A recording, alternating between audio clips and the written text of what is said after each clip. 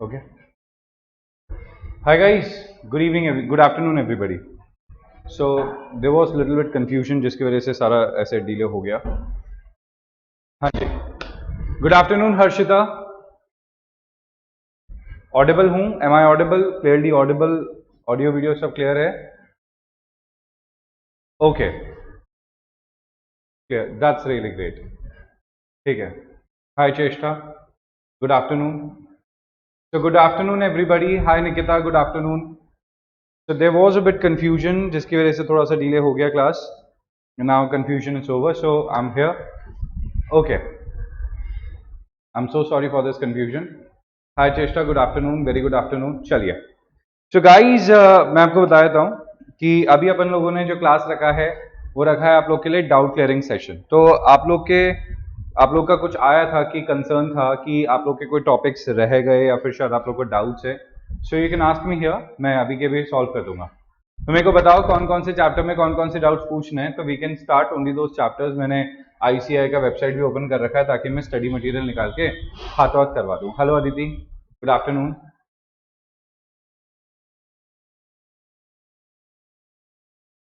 बताइए.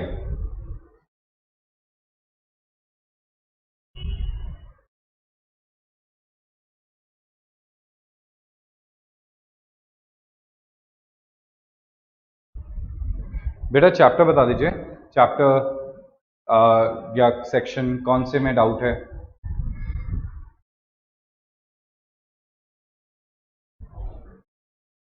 Raghav. Okay. Chapter 7 में doubt है. और चैप्टर 7 में कौन से, या चैप्टर 7 से पहले कौन से चैप्टर. आई गेस जो कंसर्न आया था वो आया था चैप्टर नंबर 4 और चैप्टर नंबर 7 को लेके कि चैप्टर नंबर 4 में कुछ कुछ डाउट्स है और चैप्टर नंबर 7 में कुछ कुछ डाउट्स है जहां तक मुझे बताया गया था. तो आप मुझे बता दो चैप्टर नंबर 4 और चैप्टर नंबर 7 में क्या क्या है. मैं कंसर्न सॉल्व कर देता हूँ.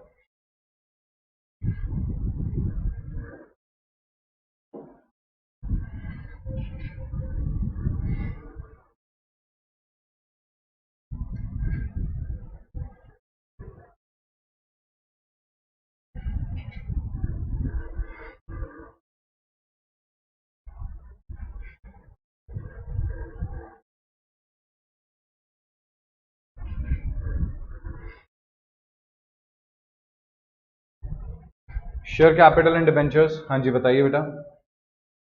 क्या है इसमें डाउट.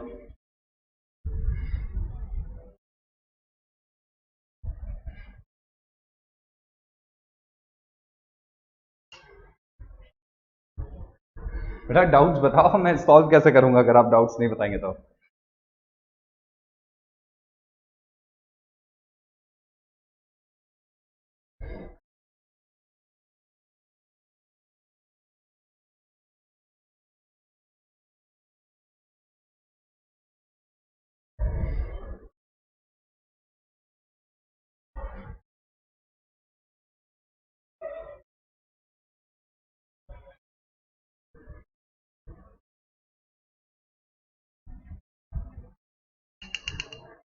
सेक्शन 56. आप मुझे एक बार सारे सेक्शंस नोट करवा दो. मैं फिर उसके बाद लाइन वाइज लाइन वो पढ़ाता रहूंगा. ठीक है.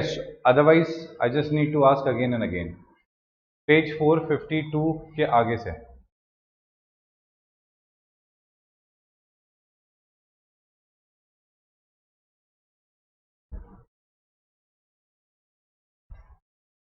पेज नंबर 4.52 के आगे से. अच्छा.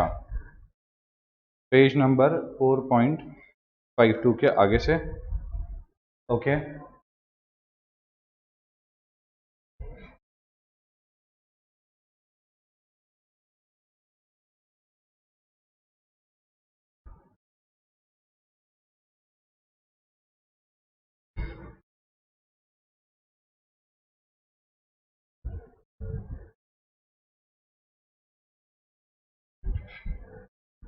सेक्शन 46.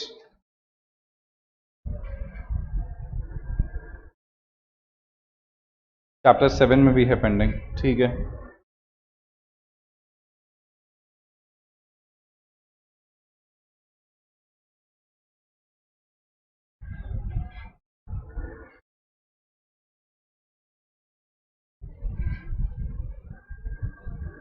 4.52 के आगे से are you talking about debentures? क्या आप डिवेंचर्स के बारे में बात कर रहे हो कि डिवेंचर से आपका कोर्स पेंडिंग चल रहा है?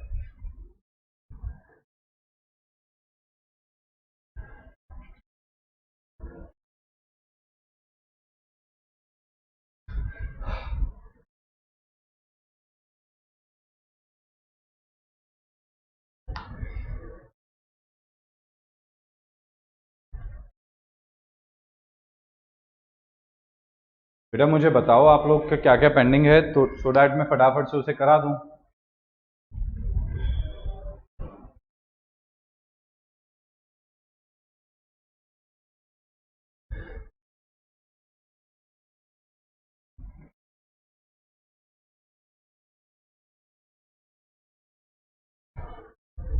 Section 66, 67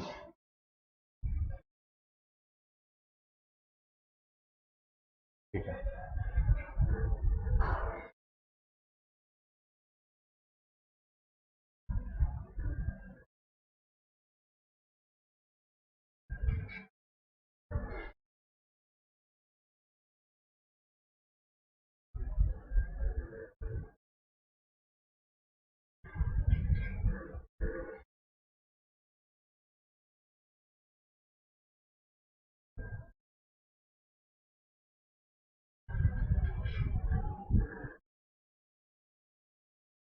sixty six reduction, okay ठीक है। 62, 66, 67 and section 19 chapter number 7, that's it. ठीक है, अब मैं ये पहले करा देता हूँ। तो सेक्शन 62, 66 एंड 67 पहले करा देता हूँ। ठीक है, चैप्टर 4 में सेक्शन 71 भी है। ठीक है, सेक्शन 71 भी है, बस नोटेड। चलो पहले मैं 62, 66, 67 करवा देता हूँ चैप्टर नंबर 4 वाले, और देन अपन लोग चलेंगे चैप्टर नंबर 7 पे, जहां पे अपन करेंगे सेक्शन नंबर 71। नोटेड। और इसके अलावा और कोई सेक्शन पेंडिंग है तो मेरे को बता देना, मैं वो भी करवा दूंगा। चलिए,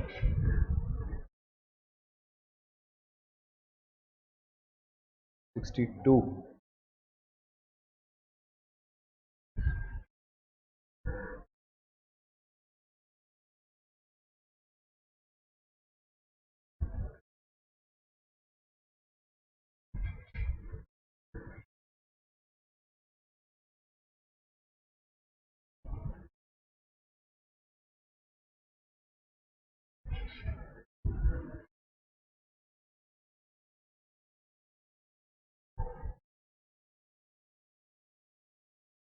ओके। 89, सेक्शन 89, ठीक है।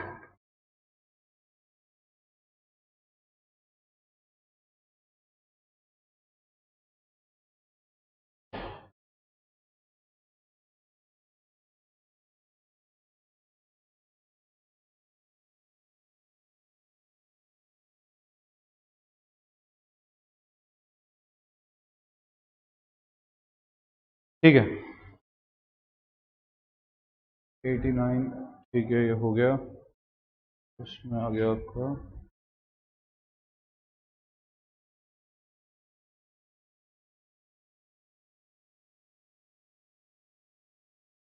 Okay done. चलिए, now let's just get started, चालू करते हैं।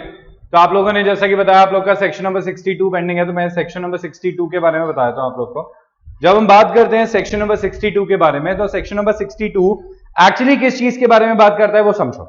टॉपिक का नाम क्या है? सेक्शन नंबर 62 है further issue of share capital, right issue, preferential allotment. Section 62 के बारे में बात कर रहे हैं। तो जब भी हम बात करते हैं किसके बारे में, सेक्शन नंबर 62 के बारे में, तो देखिए सेक्शन नंबर 62 मैं आज आपको पढ़ाने वाला हूं।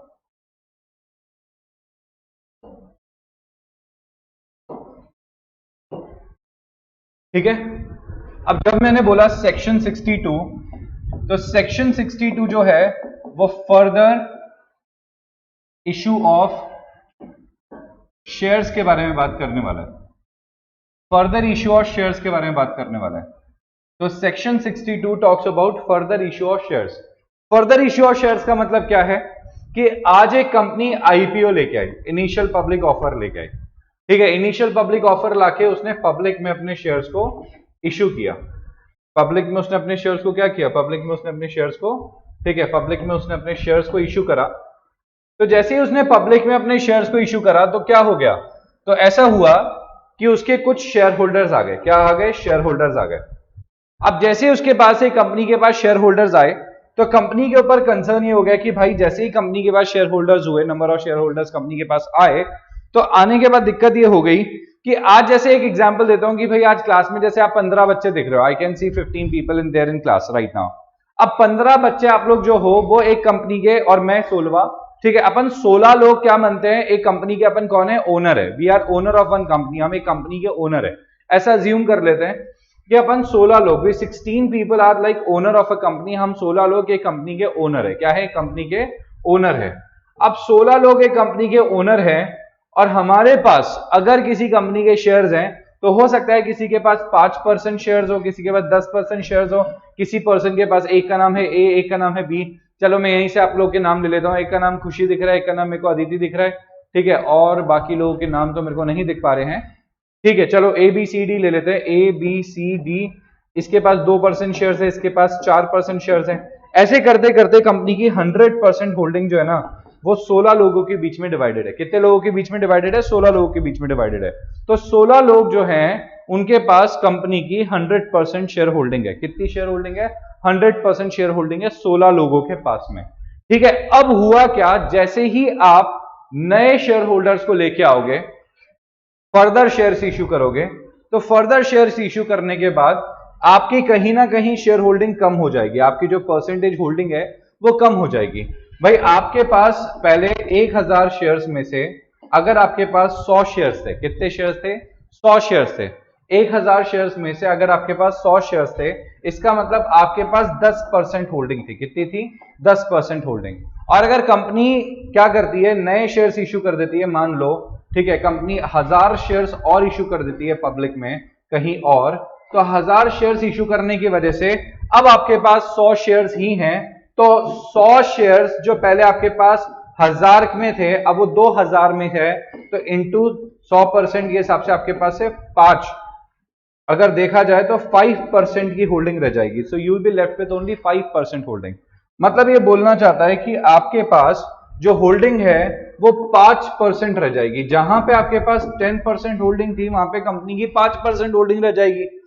इसके अलावा अगर कंपनी फर्दर क्या करती है, अगर आपके पास 20% होल्डिंग थी तो हो सकता है आपकी 10% होल्डिंग रह जाए। एक्चुअली क्या होता है, जैसे ही 20% होल्डिंग होती है आपका क्या आ जाता है कंपनी के अंदर, आपका आ जाता है सब्सटेंशियल इंटरेस्ट। कंपनी के अंदर क्या आ जाता है, सब्सटेंशियल इंटरेस्ट आ जाता है। आप कंपनी के मालिक बन चुके हो, आपके पास एक पावर है, कंपनी के अंदर सब्सटेंशियल इंटरेस्ट है, आप कंपनी के डिसीजंस को अफेक्ट कर सकते हो। और जिस मोमेंट कंपनी ने क्या किया, जिस मोमेंट कंपनी ने, ठीक है, परसेंटेज शेयर होल्डिंग चेंज कर दिए, नए शेयर इशू कर दिए, तो आपके पास ये राइट चला जाएगा।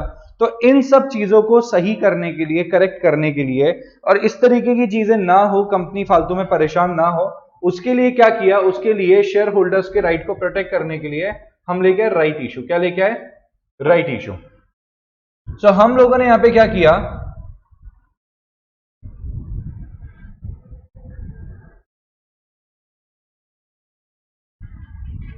हम लोगों ने यहां पे बीच में एक सेक्शन इंट्रोड्यूस करा जिसका नाम है section number 62 further issue of shares, ठीक है। राइट इशू प्रेफरेंशियल अलॉटमेंट के बारे में हम यहां पे बात करने वाले हैं। राइट इशू प्रेफरेंशियल अलॉटमेंट के बारे में हम यहां पे बात करने वाले हैं। तो राइट इशू का मतलब यहां पे क्या हुआ, राइट इशू का मतलब होता है कि जो हमारे एग्जिस्टिंग शेयर होल्डर्स होते हैं, जो अपन 16 लोग हैं कंपनी के मालिक, सबसे पहले ऑप्शन दिया जाएगा उन लोगों को कि आप लोग क्या कर सकते हैं, इन शेयर्स को परचेज कर सकते हैं। आप लोग क्या कर सकते हैं, इन शेयर्स को परचेज कर सकते हैं, एक्वायर कर सकते हैं। तो सबसे पहला जो राइट है वो अपन लोगों को दिया गया है। The right is provided to us, right अपने को प्रोवाइडेड है, राइट अपने को दिया गया है। और राइट क्या है, राइट ये है कि हम लोग क्या कर सकते हैं, हम लोग यहाँ पे शेयर्स इश्यू कर सकते हैं फर्दर। मतलब इसका मतलब ये है, सिंपल सी बात बताऊं मैं अगर आपको, इसका मतलब ये है कि भाई जो कंपनी है उसने बोला कि जो 16 मेंबर्स हैं, सर आप लोग पहले शेयर्स खरीद लो। आप लोग को हम शेयर्स ऑफर करना चाहते हैं ताकि जो आपका जो राइट है कंपनी के अंदर वो कम ना हो जाए, आपकी परसेंटेज होल्डिंग कम ना हो जाए।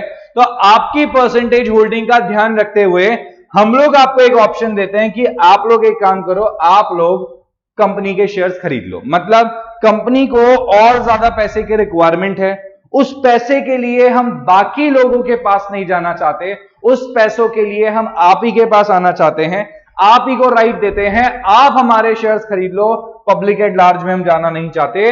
तो इसको क्या कहते हैं? इसको कहते हैं राइट इशू। क्या कहते हैं इसे? राइट इशू कहते हैं। तो राइट इशू का मतलब क्या होता है? राइट इशू का मतलब होता है कि जब हम शेयर्स पब्लिक एट लार्ज में ना इशू करके लिमिटेड लोगों को शेयर्स ऑफर कर देते हैं, तो इसे क्या कहते हैं? इसे कहते हैं राइट इशू। क्या कहते हैं इसे? राइट इशू कहते हैं। तो यहां पे हमने पब्लिक एट लार्ज को शेयर्स देने के बजाय लिमिटेड लोगों को हमने शेयर्स ऑफर कर दिया, उसको हमने और एग्जिस्टिंग शेयर होल्डर्स को शेयर ऑफर कर दिया, इसका नाम हमने रख दिया राइट इशू। तो राइट इशू में हम लोग दूसरों के पास जाने की जगह एग्जिस्टिंग शेयर होल्डर्स को ही शेयर क्या कर देते हैं? ऑफर कर देते हैं। क्यों कर देते हैं? ताकि उनकी परसेंटेज होल्डिंग क्या ना हो? कम ना हो जाए। ताकि उनकी परसेंटेज होल्डिंग क्या ना हो जाए? ठीक है, कम ना हो जाए। अब जब राइट इशू आता है तो शेयर होल्डर्स को एक राइट भी दिया जाता है कि आप चाहो तो इन शेयर्स को खरीदो और चाहो तो मत खरीदो। तो हम यहां पे हमारे शेयर होल्डर्स को एक एक्स्ट्रा राइट देते हैं जिसमें हम बोलते हैं कि आप चाहो तो आप हमारे शेयर्स खरीदो, आप चाहो तो मत खरीदो। तो यहां पे हम उनको एक एक्स्ट्रा राइट दे रहे हैं कि वो चाहे तो शेयर्स खरीद भी सकते हैं और चाहे तो शेयर्स नहीं भी खरीदे, ऐसा भी हो सकता है। तो अगर वो शेयर्स खरीदते हैं, ठीक है, तो खरीद लो, पैसे दे दो कंपनी को, कंपनी उनको 15 से 30 दिन का टाइम देगी। कितना? 15 दिन से लेकर 30 दिन तक का टाइम देगी शेयर्स को खरीदने का। 15 दिन मिनिमम दिए जाएंगे, 30 दिन मैक्सिमम दिए जाएंगे आपको खरीदने के लिए। अगर आपने राइट खरीद लिया उतने दिनों में तो अच्छी बात है, नहीं तो वो राइट आपका लैप्स कर जाएगा। दूसरा ऑप्शन आपके पास ये भी अवेलेबल है कि भाई जो मैं आपको 15 दिन दे रहा हूं उसके अंदर आप चाहो तो अपने राइट को, आप सुन रहे हो, राइट को, शेयर नहीं, राइट को आप किसी को बेच सकते हो। अब एक एग्जांपल देता हूं। जैसे मान लो मेरे पास कंपनी की तरफ से एक नोटिस आया, एक लेटर आया कंपनी की तरफ से, और वो लेटर में क्या लिखा हुआ था? सुनना। कंपनी में लिखा हुआ ऐसा, कंपनी ने लेटर भेजा, मान लो एक एग्जांपल देके बता रहा हूं, कंपनी ने मुझे लेटर भेजा है, कंपनी की तरफ से आया हुआ लेटर है, ठीक है। इसमें लिखा हुआ ऐसा कि कंपनी बोल रही है कि अच्छा, ऐसा लिखा है कि आपके पास, मेरे पास कंपनी के 1 लाख शेयर्स हैं और कंपनी मुझे राइट शेयर्स ऑफर करना चाहती है। 1 लाख शेयर्स मेरे पास है कंपनी के, कंपनी मुझे 50,000 शेयर्स ऑफर करना चाहती है, बोल रही है 50,000 शेयर्स आप खरीद सकते हो। मार्केट में एक शेयर चल रहा है 100 रुपए का। कितने का चल रहा है? 100 रुपए का। कंपनी बोलती है आप चाहो तो 70 रुपीज में, कितने? 70 रुपीज के हिसाब से इस शेयर को परचेज कर सकते हो, 50,000 शेयर्स को। तो 50,000 शेयर्स मल्टीप्लाइड बाय कितना हो गया? 70 रुपीज। कितना होता है ये होता है 35 लाख, 35 लाख के मैं फर्दर शेयर्स एक्वायर कर सकता हूं। और मार्केट में इसका प्राइस क्या है? मार्केट में प्राइस है ज्यादा और मेरे को मिल रहा है सस्ते में, तो फायदा ही है, अच्छी बात है। तो मैंने कहा ठीक है, मैंने देखा, मैंने स्टडी करा, पढ़ा, समझा, अंडरस्टैंड किया, मैंने कहा बढ़िया।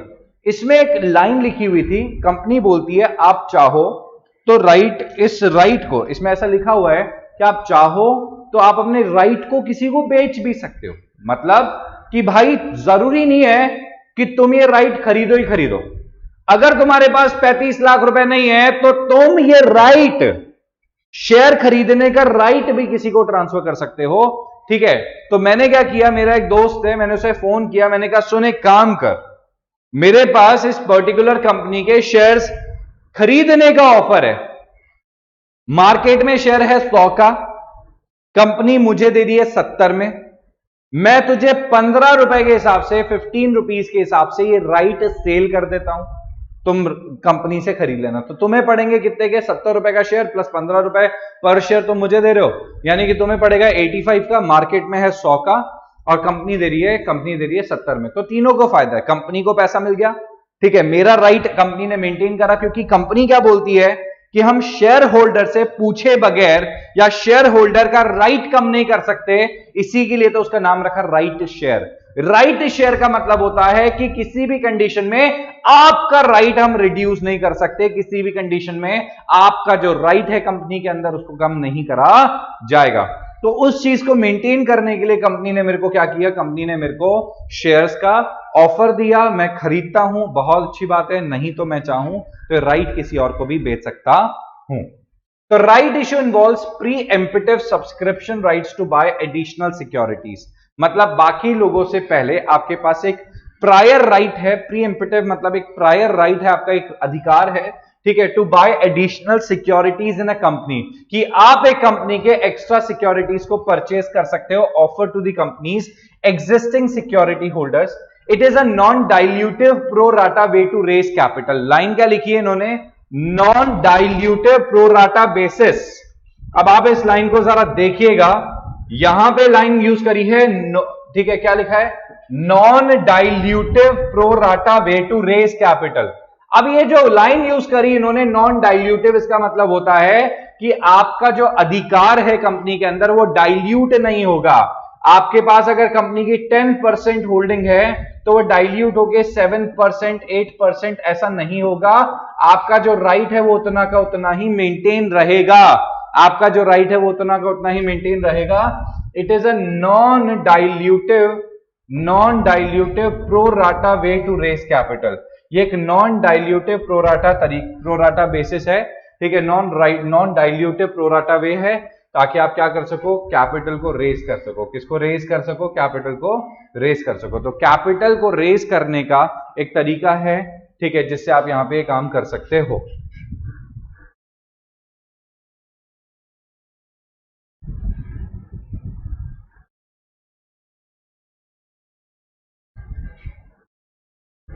देखिएगा इसमें एग्जाम्पल देखना। If a company announces 1:10 right issue, मतलब 1:10 मतलब जिसके पास 10 शेयर्स हैं उसको एक एक्स्ट्रा नया शेयर का राइट दिया जा रहा है। It means an existing shareholder can bye 1 extra share for every 10 shares held by him और हर, कि आप एक शेयर खरीद सकते हो 10 शेयर के बदले। इससे क्या होगा, आपका जो राइट है वो कम नहीं होगा, अगर कंपनी को पैसे चाहिए तो वह आपसे भी ले सकती है। Usually, the price at which the new shares are issued by way of right issue is less than the prevailing market price of the stock to encourage subscription. ठीक है, तो ये सस्ते में दिया जाता है जैसा कि मैंने आपको बताया। एक बात बताओ, ये हो गया क्या सेक्शन आप लोग का, या इसमें डाउट है सिर्फ आप लोग को?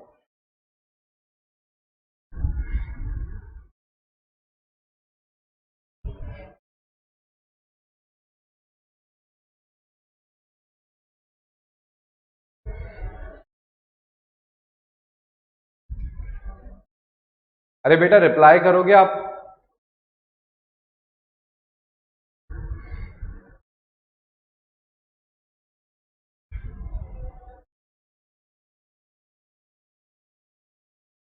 हाँ पूरा ही करना है ना, वही मैं कंफर्म कर रहा था। तो ये क्लास से बच्चे गायब कहां हो रहे हैं?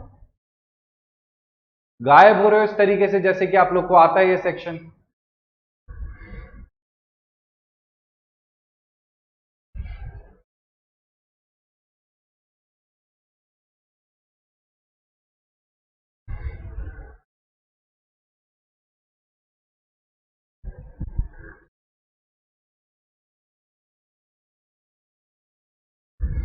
एक बजे तक ही स्केड्यूल्ड है meeting?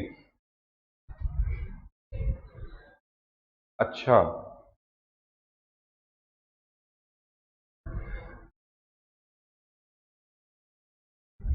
Okay fine, I get it, ठीक है।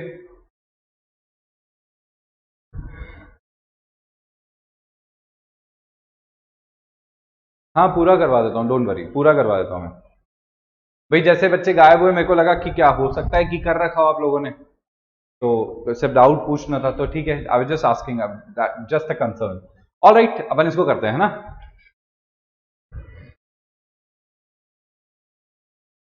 देखिए, तो if a company announces 1:10 right issue, it means an existing shareholder can buy, okay, existing shareholder can buy 1 extra share अब आपको समझ आ राइट इश्यू, मैंने क्या कहा आपको, राइट इश्यू जो दिया जाता है ना वो कैसे दिया जाता है, राइट इश्यू जो दिया जाता है, समझो बात को, यहां जो राइट इश्यू दिया जा रहा है, यहां जो राइट इश्यू दिया जा रहा है उसके लिए देखो बेटा क्या दे रखा है, देखो लाइन देखो आप, ठीक है लाइन देखो, लाइन क्या लिखी है 1/10, 1:10, तो ये 1:10 का मतलब होता है एक राइट शेयर दिया जाएगा 10 के बदले, कितने के बदले, 10 के बदले एक शेयर दिया जाएगा, तो इसको कहते हैं 1:10, तो 1:10 का मतलब हो गया कि एक के बदले आपको 10 के बदले एक शेयर दिए जाएंगे, एक राइट शेयर ऑफर किया जाएगा आपको 10 राइट शेयर के बदले, एक राइट शेयर ऑफर किया जाएगा 10 राइट शेयर के बदले आपको, इसका मतलब ये होता है।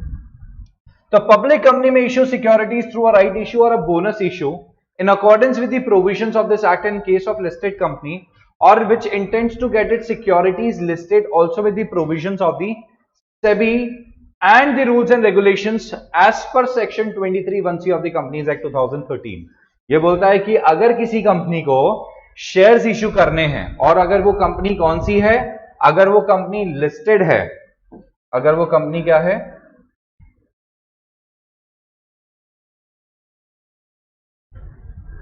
अगर वो कंपनी क्या है, लिस्टेड है, तो लिस्टेड कंपनी के केस में क्या रूल चलता है भाई, लिस्टेड कंपनी के केस में रूल ये चलता है कि आपको companies act 2013, companies act 2013 plus SEBI act 1992 दोनों के नॉर्म्स पूरे करने पड़ेंगे आपको, दोनों के नॉर्म्स पूरे करने, ठीक है, कौन कौन से, companies act 2013 and SEBI act 1992 दोनों के नॉर्म्स पूरे करने। और दूसरा पॉइंट क्या बोलता है, दूसरा पॉइंट बोलता है कि अगर आप एक अनलिस्टेड कंपनी हो तो अनलिस्टेड कंपनी के केस में सिर्फ कंपनीज एक्ट 2013 ही एप्लीकेबल होगा, सिर्फ कंपनीज एक्ट 2013 ही क्या होगा, एप्लीकेबल होगा, कंपनीज एक्ट ही एप्लीकेबल होगा, बाकी कुछ भी एप्लीकेबल नहीं होगा।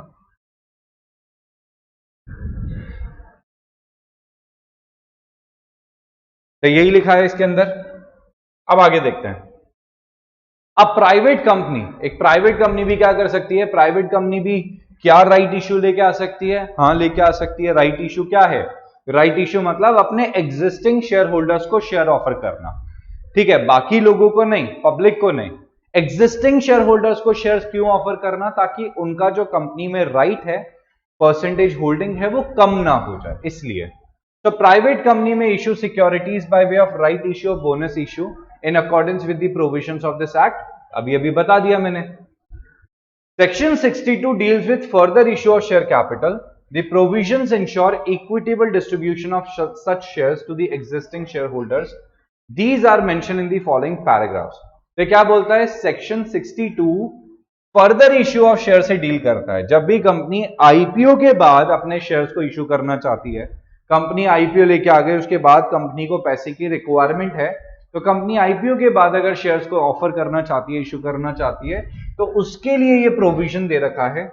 These are mentioned in the following paragraphs, और फॉलोइंग पैराग्राफ्स में क्या क्या दे रखा है। पहला पॉइंट देता है offering of issue of further shares according to section 62, where at any time company is having a share capital proposes to increase its subscribed capital। अभी क्या लाइन दे रखी है, proposes to increase its subscribed capital by issue of further shares। Company अपनी subscribed capital को बढ़ाना चाहती है, such shares shall be offered। तो ये सब मैं आपको बता चुका हूं।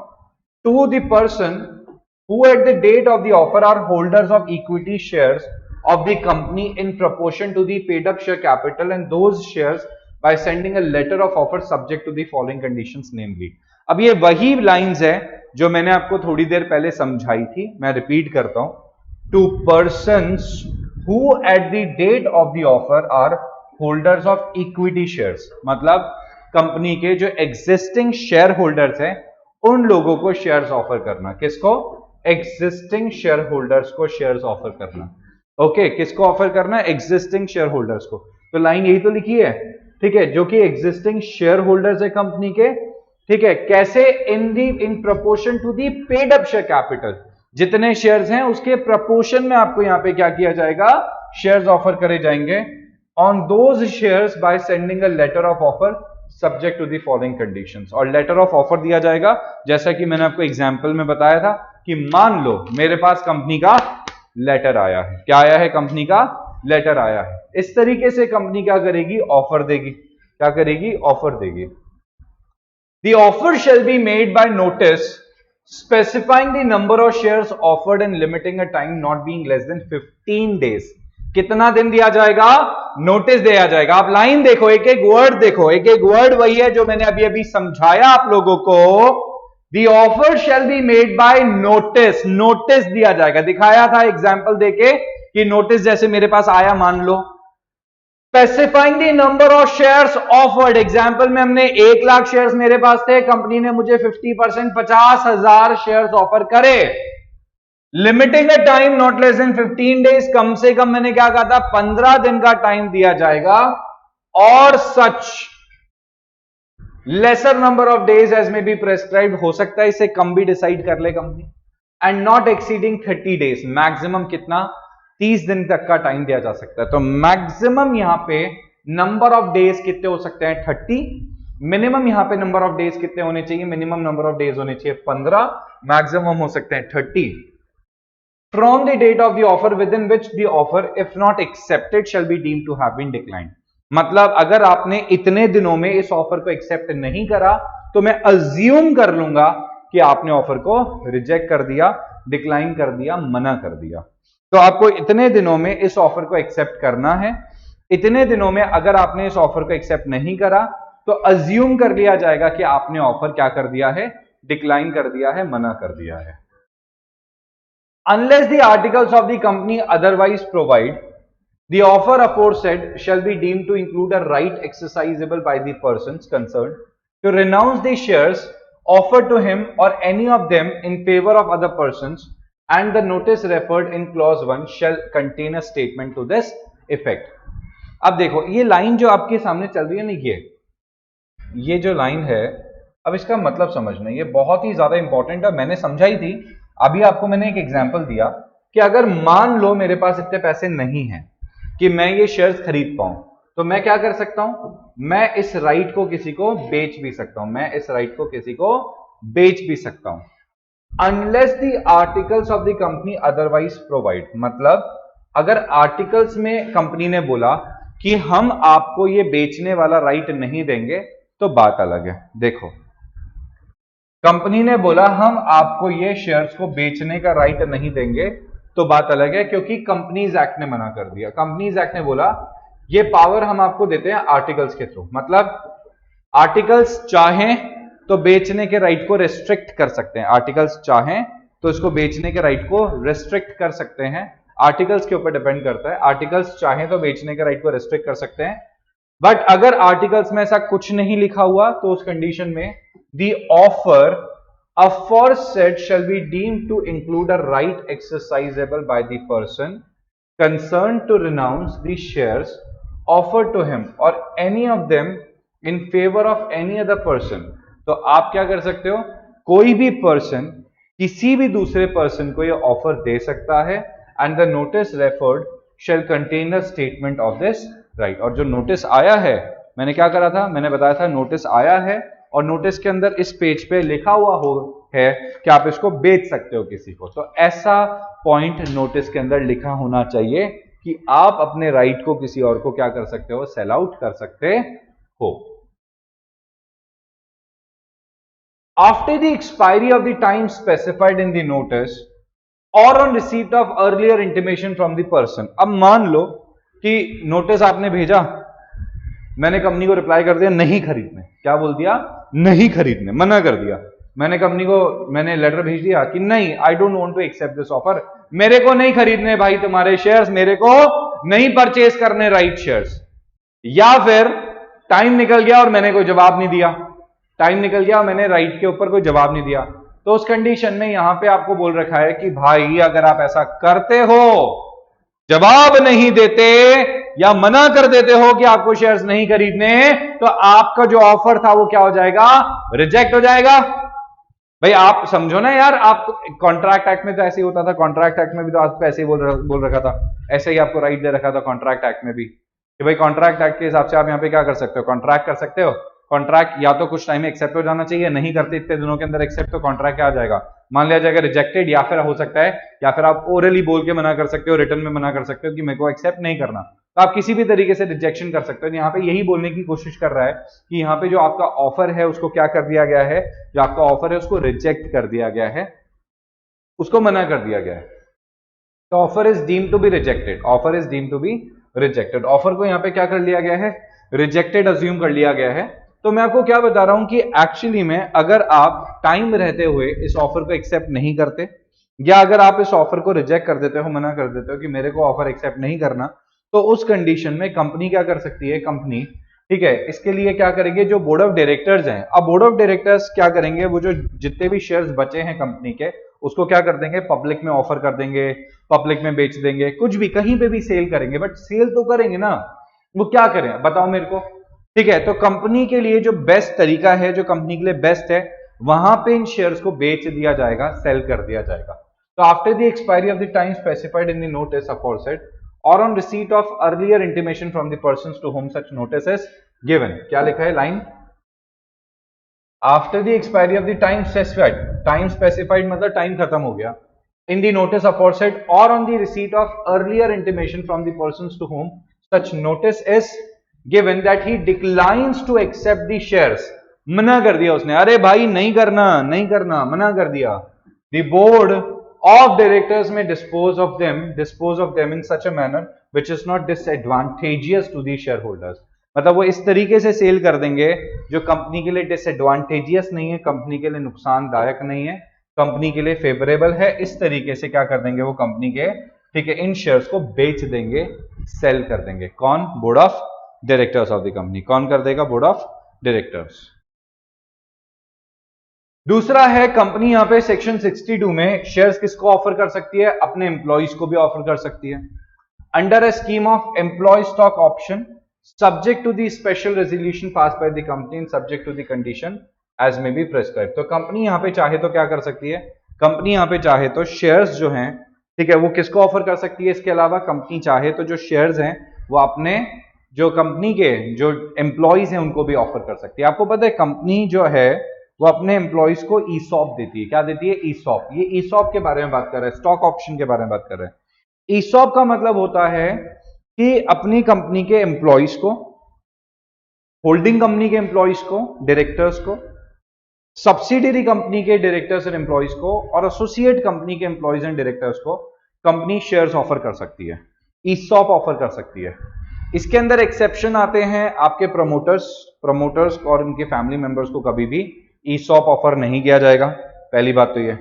दूसरा, ईसॉप ऑफर हम हमारी कंपनी के इंडिपेंडेंट डायरेक्टर्स को भी नहीं कर सकते। भाई दो तरीके के डायरेक्टर्स होते हैं, एक होते हैं whole time, part time.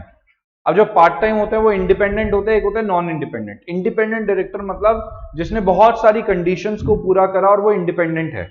Independent का मतलब होता है कि यार जिसने कोई फ्रॉड नहीं, मतलब जिसका कंपनी में कोई ज्यादा इन्वॉल्वमेंट नहीं है, कंपनी से ज्यादा रिलेशन नहीं है। तो एक्चुअली क्या होता है, जिसका कंपनी से ज्यादा रिलेशन नहीं होता, ज्यादा इन्वॉल्वमेंट नहीं होता ना, उसका काफी बेनिफिट मिलता है, हमें काफी बेनिफिट मिलता है, मतलब कंपनी में उसका ज्यादा इन्वॉल्वमेंट होता है, अगर इमेजिन करो कंपनी में उसका बहुत ज्यादा इन्वॉल्वमेंट है, तो दिक्कत क्या आ जाती है, उस कंडीशन में वो इंडिपेंडेंट नहीं रहेगा।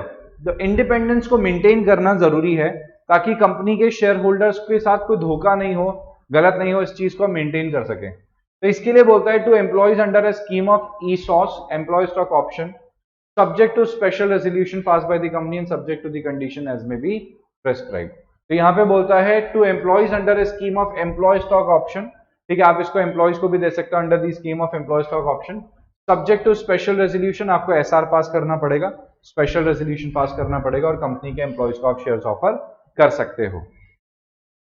ओके, यहां तक कोई डाउट है तो जल्दी से बता दो।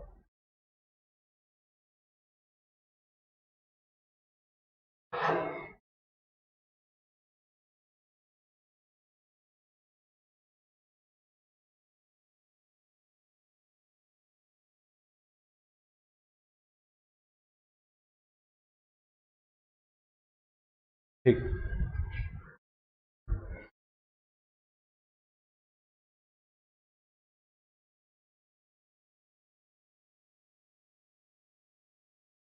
अब ये वाला जो पार्ट है, ये वाला जो पार्ट है यहां से मैं आपको बता देता हूं।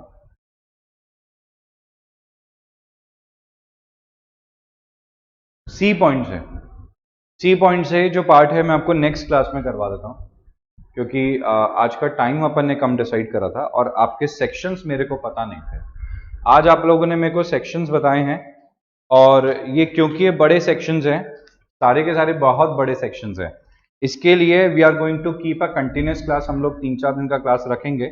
अच्छा, अपन एक काम करते हैं इसके लिए, परसों परसों क्योंकि कल तो फेस्टिवल हो गया है ना, 11th इज योर फेस्टिवल, तो 11th को तो क्लास नहीं रखते, अपन 12th को क्लास रखते हैं। ठीक है, जरूरी क्यों नहीं है आर्यम बेटा, ये इंपॉर्टेंट सेक्शन है, इंपॉर्टेंट सेक्शन है तो इसको तो डिटेल में करना पड़ेगा ना। सेक्शन 62 तो इंपॉर्टेंट है, राइट इशू के ऊपर, ईसॉप के ऊपर। अब ये तो एग्जाम में आता ही है।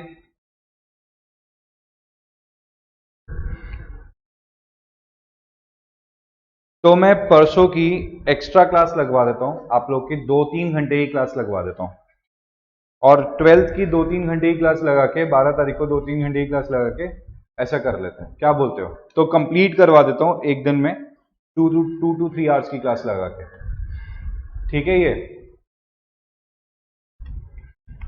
तो 12th को अपन क्या कर लेते हैं, let's complete this entire topic, ये पूरा कंप्लीट कर लेते हैं 12th को। ओके, तो मैं बोल देता हूं कोऑर्डिनेटर मैम को, आपके जो कोऑर्डिनेटर हैं उनको एक बार बोल देता हूं कि let's keep your class on like 12th 10 o'clock से लगाते हैं, 10 बजे से लेकर 3 घंटे की क्लास लगा देता हूँ। कंप्लीट कर दूंगा जो भी सेक्शन है आप लोग के, जो आपने मेरे को बताए। ठीक है, देखो सेक्शंस कुछ भी करो यार, इंपॉर्टेंट है, 2-3 घंटे जाते हैं इसमें। अब 2-3 घंटे जाते हैं तो अपन ऐसा नहीं कर सकते ना। देखो, अगर ओरली समझाना है तो वैसे मैंने समझा दिया, ओरली समझाना है तो मैंने तो ऐसे ईसॉप समझा दिया, याद नहीं कर पाओगे, कंटेंट कैसे याद करोगे? ठीक है, fine, so let's do it like this. परसों करते हैं इसे कंटिन्यू। ठीक है, मैं एक बार मैं कोऑर्डिनेटर मैम को बोल देता हूँ। Alright guys, thank you so much, चलो बाय बाय। ठीक है, see you in the next class, take care.